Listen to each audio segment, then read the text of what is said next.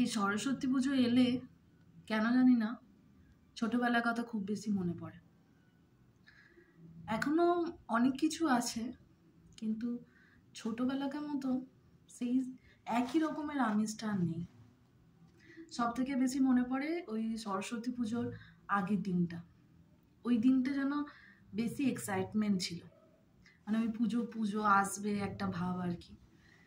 সেই কত আয়োজন আর কি, মানে কোন শাড়িটা পরবো, কোন চুড়িটা পরবো, এর সাথে কি নেল পালিশ পরতে হবে আগে থেকে, তারপরে ফলস কত রকমের কাগজের মালা আর কি। মানে একটা শাড়ি পরবো বলে পুরো আলমারি এক ভর্তি শাড়ি একটা আন থেকে পুরোটা ফেলিয়ে ফেলা, তারপরে একবারের জায়গায় 5 বার একই শাড়ি মাকে পরানো করানো।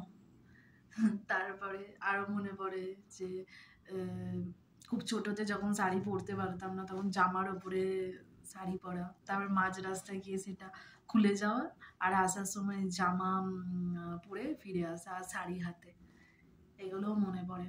তারপরে সেই সকাল হলেই পুষ্পাঞ্জলি দেওয়ার জন্য বছরে 365 দিন মানে সকাল হতে না হতেই খাওয়া বা খিদে পেয়ে যাওয়া, কিন্তু ওই বছরে একটা দিন যতক্ষণ না পুষ্পাঞ্জলি হচ্ছে ততক্ষণ না খেয়ে থাকা, তারপরে পুষ্পাঞ্জলির জন্য অধীর আগ্রহে বসে থাকা, দল বেঁধে সবাই সকাল হলেই স্কুল চলে যাওয়া, তারপরে সবাই মিলে বসে সেই পুজো দেখা, হই হই করে পুষ্পাঞ্জলি দেওয়া, তারপরে সেই প্রসাদ খাওয়া, তারপরে হুটোপাটি করা স্কুলে, এই গাছ থেকে ফুল পাড়া, ওই গাছ থেকে কিছু পাড়া, তারপর বাড়ি এসে সেই যে খিচুড়ি ভোগ, এগুলো একটা আলাদাই জিনিস ছিল।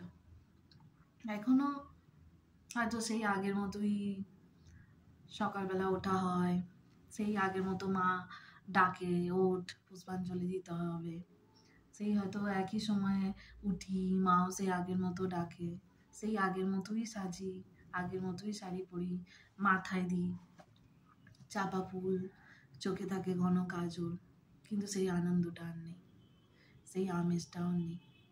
পুজোটা হয়তো আছে, প্রতি বছরই হয়, বাট সেই আনন্দটা কোথায় যেন হারিয়ে গেছে। বারে বারে মনে হয় কেন যে বড় হলাম, কেন যে বড় হলাম, আর কেন এত আক্ষেপ যে জমলো। বড়ই যদি না হতাম এত আক্ষেপও হয়তো জমা হতো না। সেই এক দল বন্ধু বান্ধব দল বেঁধে শাড়ি পরে স্কুল যাওয়া, বিকাল হলে 4-5 দিন ধরে স্কুলে অনুষ্ঠান দেখা, সেই মজার দিনগুলো আলাদাই ছিল, আলাদাই ছিল। শুধু আমরা বড় হই, স্মৃতিগুলো জমা হয়ে যায়, আর বারে বারে সেই বছরে সেই দিনগুলো এলে সেই আগের মুহূর্তগুলো যেন হাতছানি দিয়ে আমাদের সেই স্মৃতিগুলো অনুসরণ বা মনে পড়িয়ে দেয়, এই আর কি।